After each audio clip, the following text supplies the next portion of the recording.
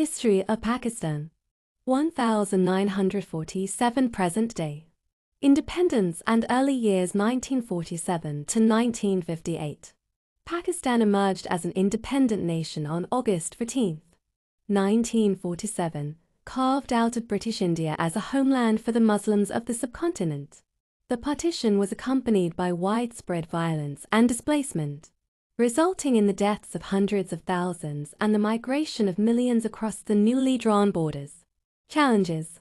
Refugee crisis. The immediate aftermath of partition saw a massive influx of refugees from India, straining the new nation's resources and infrastructure. Integration of princely states. Integrating princely states like Kashmir, which had the option to accede either India or Pakistan, led to the First Kashmir War in 1947–48. The dispute over Kashmir remains unresolved to this day. Constitutional uncertainty. The early years were marked by political instability and a struggle to establish a stable constitutional framework. The Constituent Assembly, tasked with drafting a constitution, faced numerous challenges, including disagreements over the role of Islam in the state and the distribution of power between the center and the provinces. Economic hardship. Pakistan inherited a weak economic base and faced significant economic challenges in its early years. Key events: 1947 independence and partition, 1947–48 First Kashmir War, 1948 death of Muhammad Ali Jinnah, the founder of Pakistan, 1956 adoption of the first constitution of Pakistan, declaring the country an Islamic republic. The Ayub Khan era 1958–1969. In 1958, General Ayub Khan seized power in a military coup, ushering in a period of authoritarian rule. Key features: basic democracies.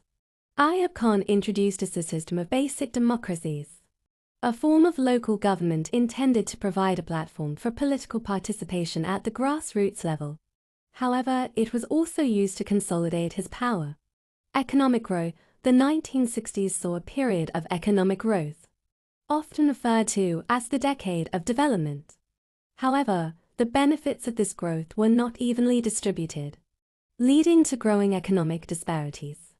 1965 War with India. The Second Kashmir War in 1965 ended in a stalemate, but it further strained relations with India. Growing discontent towards the end of the decade. Growing discontent with Ayub Khan's rule led to widespread protests and unrest. The Yahya Khan era and the loss of East Pakistan 1960–1971. In 1969, Ayub Khan was forced to resign, and General Yahya Khan took over as president. Key 1970 elections. The 1970 general elections resulted in a victory for the Awami League in East Pakistan, led by Sheikh Mujibur Rahman. The Awami League advocated for greater autonomy for East Pakistan. 1971 War. The refusal of the Pakistani government to transfer power to the Awami League led to a civil war in East Pakistan. India intervened in support of the Bengali nationalists, and Pakistan was defeated. East Pakistan seceded and became the independent nation of Bangladesh. The Bhutto era 1971–1977. Following the loss of East Pakistan, Zulfikar Ali Bhutto became president and later prime minister. Key policies: nationalization. Bhutto implemented a policy of nationalization, bringing key industries and financial institutions under state control. New constitution. The 1973 constitution was adopted, establishing a parliamentary system of government. Islamic socialism. Bhutto promoted a blend of Islamic principles and socialist ideals. Overthrows. Bhutto's government was overthrown in a military coup led by General Zia-ul-Haq in 1977. The Zia-ul-Haq era 1977–1988. General Zia-ul-Haq's rule was marked by a period of Islamization and authoritarianism. Key features: Islamization. Zia implemented a series of Islamic laws and policies, including the introduction of Hudud ordinances. Afghan War. Pakistan played a key role in supporting the Mujahideen in Afghanistan against the Soviet Union. This led to an influx of refugees and the proliferation of weapons in Pakistan. Suppression of dissenters regimes suppressed political dissent and restricted civil liberties. Death. Ziaul Haq died in a plane crash in 1988. The return to democracy 1988–1999. Following Zia's death, Pakistan returned to a democratic system. But it was marked by political instability and corruption. Key events: Benazir Bhutto and Nawaz Sharif. Benazir Bhutto and Nawaz Sharif alternated as prime minister during this period. Economic challenges Pakistan faced. Significant economic challenges, including high levels of debt and inflation. Nuclear program: Pakistan conducted nuclear tests in 1998, becoming a nuclear power. The Musharraf era 1999 to 2008 and 1999. General Pervez Musharraf seized power in a military coup.